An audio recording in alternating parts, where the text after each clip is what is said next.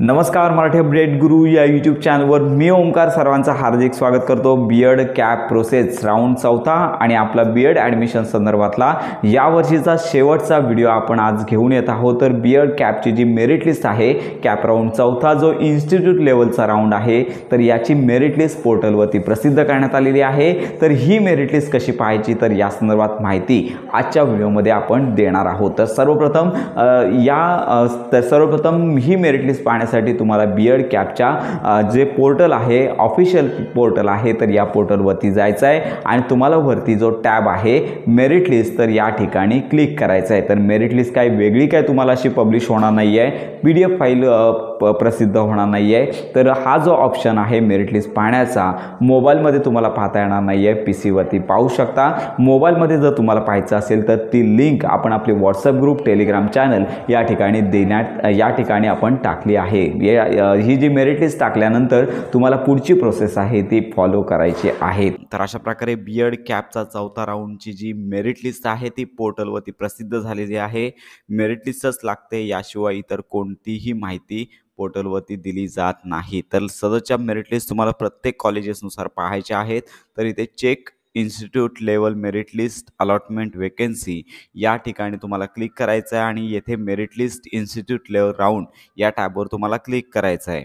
तर अशा प्रकारे सिलेक्ट युनिव्हर्सिटी या टॅबवरती क्लिक करून तुम्ही युनिव्हर्सिटी निवडू शकता आणि तुम्ही जे कॉलेजेस दिले होते ते देखील तुम्हाला कॉलेजेस चेक करायचे आहे। तुमच्या प्रेफरन्समध्ये जे कॉलेज दिले होते ते तुम्हाला चेक करायचे आहेत आणि त्यानंतर शो मेरिट लिस्ट या टॅबवरती तुम्हाला ही मेरिट लिस्ट पाहता येणार आहे। तर अशा प्रकारे तुमचं नाव असेल, त्यानंतर मेरिट पर्सेंटाईल असेल, ॲप्लिकेशन ID अशी संपूर्ण माहिती तुम्हाला पाहायची आहे आणि तुमचा मेरिट नंबर तुम्ही जेवढे प्रेफरन्स दिले होते तेवढे मेरिट नंबर तुम्हाला चेक करायचा आहे। तर अशा प्रकारे ही प्रत्येक कॉलेजेसनुसार, जर तुम्ही 2 कॉलेज दिली असतील तर तुमच्या दोन्ही कॉलेजमध्ये मेरिट लिस्ट लागली असेल तर कुठला तुम्हाला कॉलेज योग्य आहे त्या ठिकाणी तुम्हाला कॉल करायचा आहे। तर अशा प्रकारे मेरिट लिस्ट तुम्हाला चेक करता येणार आहे। तर मेरिट लिस्ट चेक करायची आणि त्यानंतर तुम्हाला जे ॲलोकेशन राऊंड तुम्ही जो कॅप राऊंड चौथा जो भरला, तर याची प्रिंट काढायची आहे। आवश्यक ती कागदपत्रे घेऊन कॉलेजमध्ये सर्वप्रथम कॉल करा आणि नंतर ॲडमिशन घेण्यासाठी जा। तर अशा प्रकारे ही महत्त्वाची माहिती आहे। तर अशा प्रकारे मेरिट लिस्ट प्रसिद्ध झालेली आहे।